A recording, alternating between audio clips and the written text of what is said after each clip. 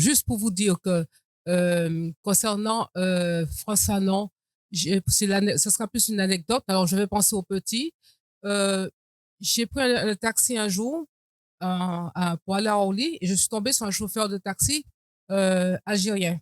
Et il se trouve que nous avons discuté de François Fanon. Il était très fier de François Fanon. Il connaît mieux que nous les monuments. Il est fier de la journée nationale qui est consacrée à François Fanon. Alors, on pourra en parler après. Ensuite, il y avait un livre qui avait été écrit sur Mayotte Capétia. Il avait eu la dent dure à propos sur Mayotte Capétia.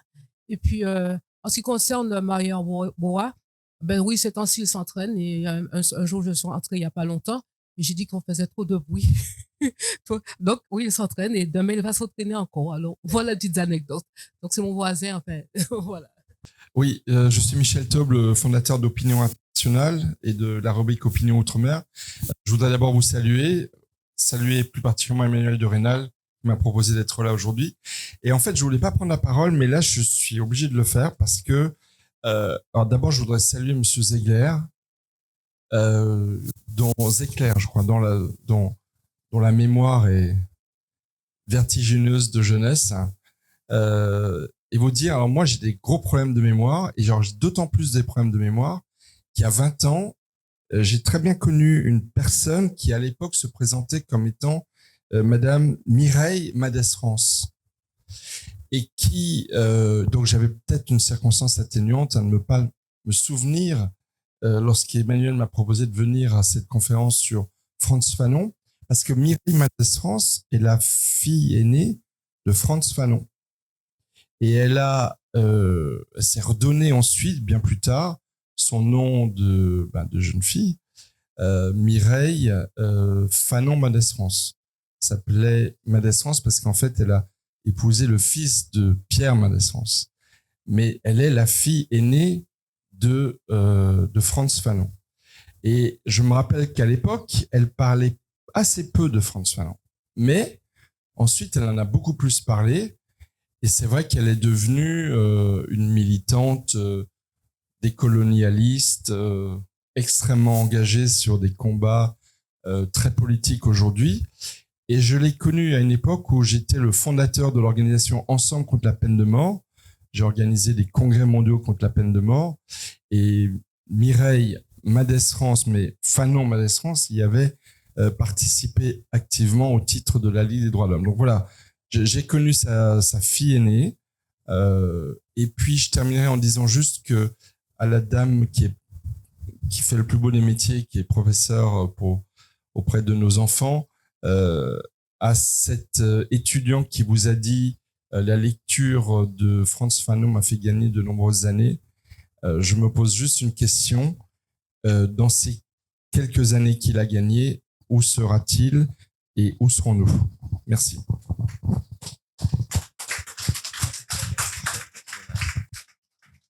Oui, je suis Madame Boutan. Je voulais féliciter Madame Milia parce que en première, à l'oral de français, en 73, le texte que j'ai eu à l'oral, c'était de Frantz Fanon, Peau noire, masque blanc.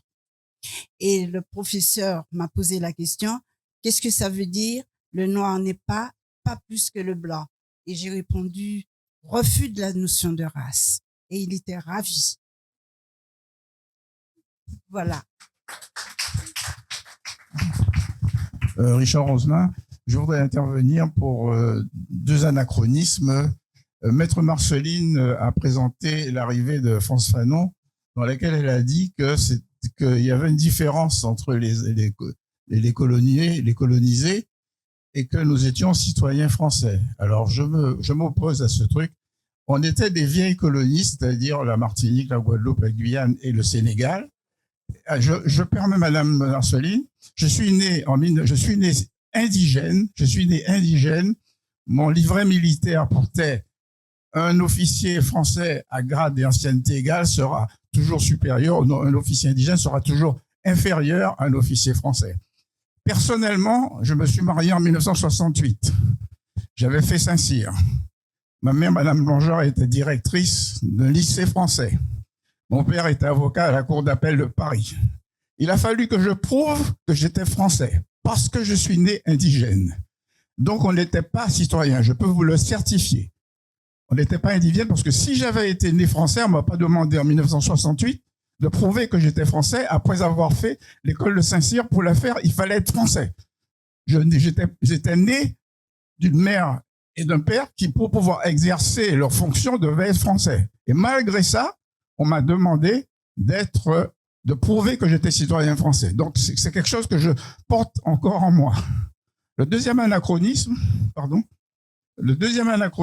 excusez-moi, c'est Madame Fanon dans le film.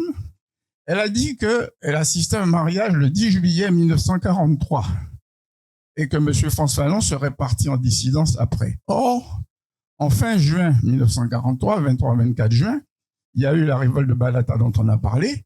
Et donc, il n'y avait plus de dissidence parce qu'on était basculé du côté de De Gaulle. Donc, je pense qu'il y a une erreur de date. Je pense qu'il y a une erreur de date, c'est tout. Donc, les dates officielles, c'est le 23-24 juin 1943. On en a discuté encore tout récemment au Yacht Club. Bon, mais c'est pas grave. Donc, c'était seulement que je voulais dire.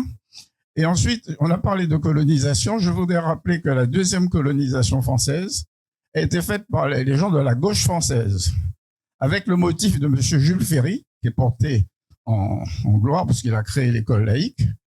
C'était pour civiliser les races inférieures. C'était ça le motif de la colonisation. Et je rappelle que tout récemment, dans les années 33, au Jardin des Plantes à Paris, c'est tout récent, on présentait des gens de Polynésie, de Nouvelle-Calédonie, comme des sauvages, dans un zoo. Donc, c'est simplement pour dire que je comprends très bien la position de François Fanon dans les positions qu'il a prises. Voilà.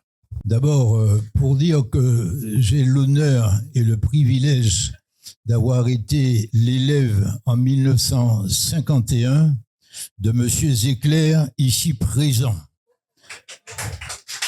C'est pour moi un grand titre de gloire parce que c'était une époque où la plupart des enseignants savaient ce que c'était que d'assurer la transmission honnête du savoir. Et il a magnifiquement formé les élèves de Sainte-Thérèse, parce que nous étions à Sainte-Thérèse à l'époque, notamment au concours des bourses. C'est grâce à lui que, ayant réussi au concours des bourses, à l'époque c'était un concours, je suis entré au lycée Schellcher. Donc je voudrais que tous nous l'applaudissions, Monsieur Zecler. C'était vraiment l'un des hussards noirs de la République. Voilà. Le deuxième point concernant Fanon. Bon, d'abord, il n'est pas mort en Algérie, il est enterré en Algérie. Il est mort, comme ça a été dit d'ailleurs, à Washington. Et en deuxième lieu, et surtout, enfin près de Washington, s'agissant des événements de fin juin, début juillet 1943, il était en Martinique, mais il n'y a pas participé directement. Il était d'abord parti en dissidence, mais reconduit au bout de 2 mois en Martinique. Et après, il est parti avec Marcel Manville notamment, à bord de l'Oregon en 1944, et il est allé faire la guerre. Il a été blessé. Il a été décoré à cause de son comportement pendant la guerre.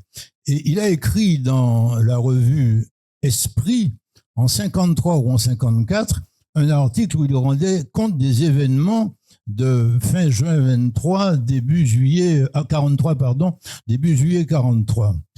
Et là-dedans, il disait bien que c'est le peuple martiniquais qui s'est organisé pour obtenir l'expulsion de l'amiral Robert.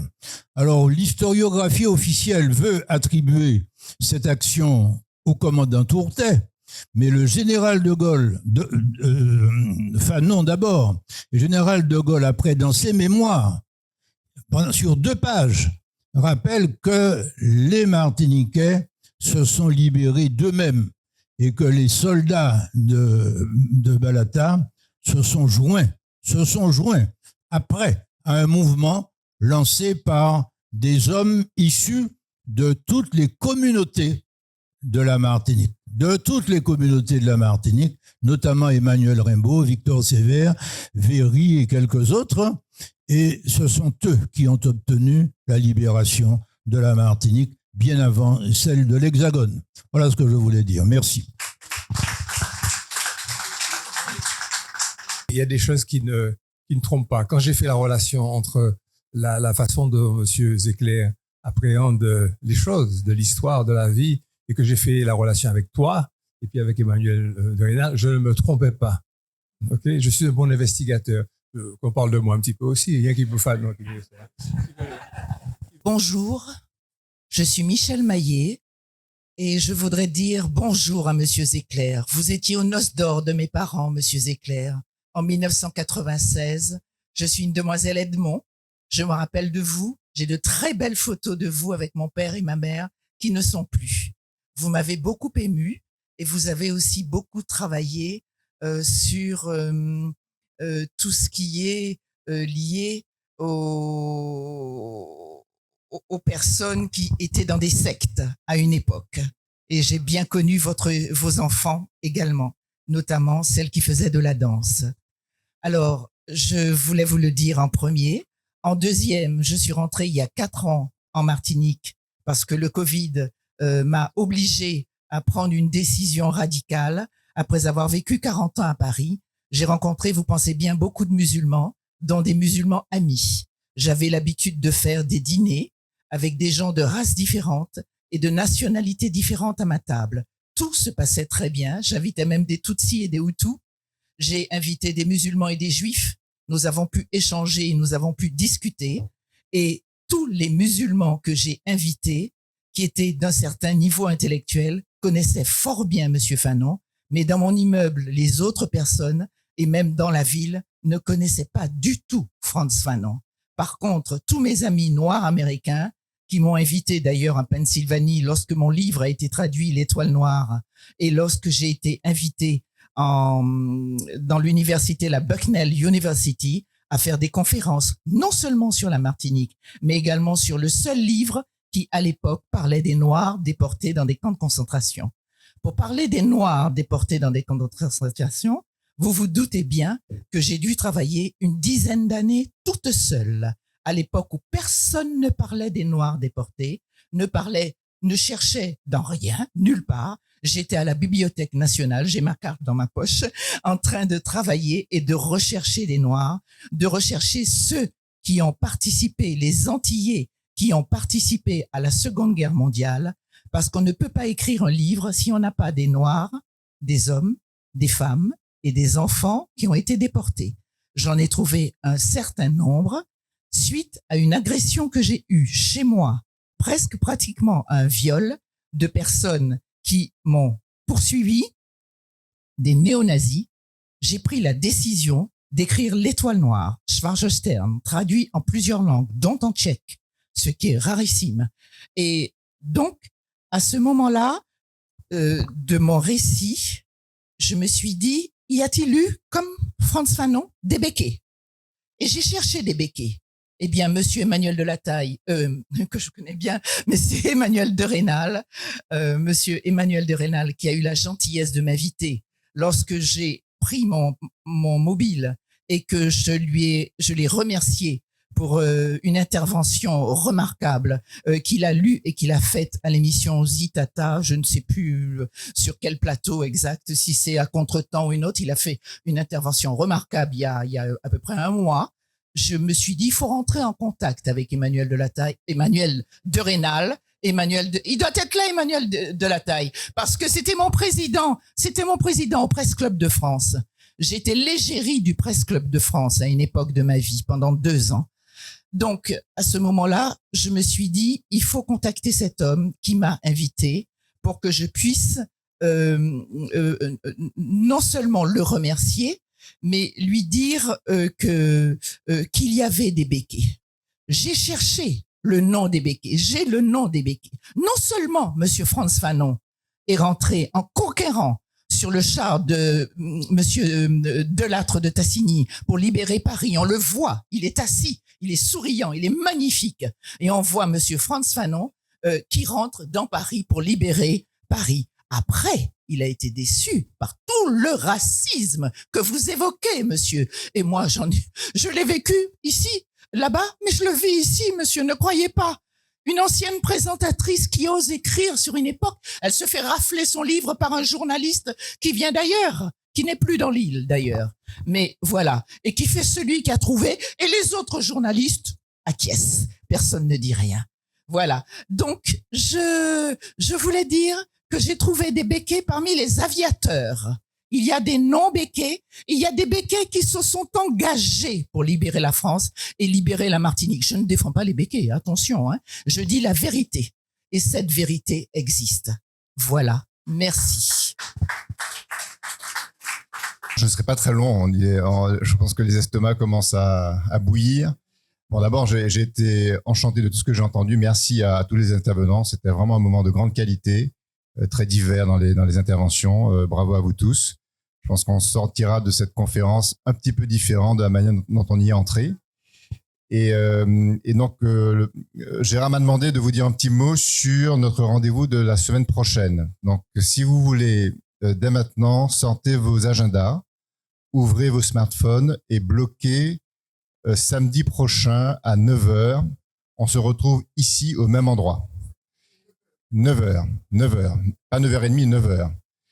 Donc, rendez-vous ici et nous allons découvrir les résultats d'une étude qui a été réalisée il y a maintenant un peu plus d'un mois. On ne connaît pas les résultats, donc on va les découvrir avec vous qui est une étude robuste qui a été menée par un cabinet qui s'appelle Etom, qui a développé cette étude sur 2 mois à peu près, avec 1 mois consacré à des réunions de groupe, des réunions qu'on appelle des réunions qualitatives. Donc, ce sont des groupes, des focus group de Martiniquais qui ont été composés et qui ont fait l'objet d'interrogations en profondeur. Et puis, un deuxième volet qui est un volet quantitatif, où là, près de 1000 Martiniquais représentatifs de la société martiniquaise ont été interrogés sur des questions qui doivent nous permettre de comprendre les ressorts des relations entre les Martiniquais entre eux, et notamment entre les différentes communautés.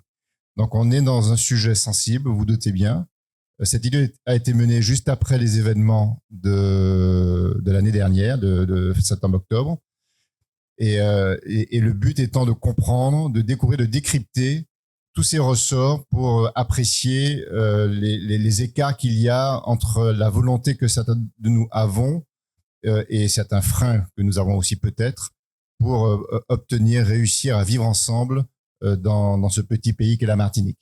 Donc, je pense que les résultats seront très intéressants. C'est la première étude du genre de cette ampleur qui n'a jamais été réalisée. Donc, on va vous la délivrer. Et on voulait vous la délivrer en avant-première. Donc, ça aura lieu samedi prochain. Et après vous l'avoir présentée, on la diffusera à la presse et aux médias. Donc, ne manquez pas ce rendez-vous. Ça sera présenté par le technicien qui a mené l'étude. Donc, il le fera avec sa méthode. Et bien évidemment, on va amorcer avec vous, sur la base des données qui vous seront remis, un temps d'échange pour enrichir le débat autour de ces questions du vivre ensemble. Je vous remercie. Je voudrais vous dire que nous avons demandé à Etom de ne pas édulcorer la vérité, de nous dire ce qu'il en est. Qu'en est-il des obstacles au vivre ensemble? Qu'en est-il du racisme? Qu'en est-il de la prédominance, de la pesanteur de la communauté béquée? Qu'en est-il des problèmes de la vie chère? Qu'en est-il de tout ce qui empêche de vivre correctement, paisiblement dans ce pays? Parce que nous sommes entrés dans une ère nouvelle. Nous sommes entrés dans l'ère de la digitalisation, nous sommes entrés dans l'ère du numérique, nous sommes entrés dans l'ère de l'image avec le professeur Charles Nicolas et avec Sylvie Meunier, nous sommes entrés dans l'ère de la compréhension réelle des choses et puis tout simplement de la vérité, parce que la créolité est mobile, elle s'adapte à l'époque et elle doit nous permettre d'œuvrer, pas simplement d'avoir une rencontre entre personnes de certain âge qui se font plaisir, qui mangent des viennoiseries le samedi matin et puis qui repartent avec la conscience tranquille. Je vous remercie beaucoup, beaucoup, beaucoup pour votre participation. Je vous donne rendez-vous à tous et à d'autres pour samedi prochain. Et merci, professeur. Merci, merci tout le monde. Merci, Sylvie. Merci, monsieur Zéclair. Il faudra nous donner le secret de la longévité. Je viendrai vous voir. Je viendrai vivre avec vous pendant une semaine pour ça. Serge nous fait un bon travail. Emmanuel, Daniel, merci beaucoup. Même si je la taquine et qu'on se taquine en permanence, là vous aviez l'envers du décor. Mais on s'adore. On s'aime tous. On travaille avec beaucoup d'empathie, avec beaucoup d'énergie. Pour faire ce travail-là, c'est pas râler chaise potable, mais on le fait parce que si c'est pas ça, c'est pour nous le suicide, voilà, la mort dans ce pays-là. Merci beaucoup et à samedi prochain.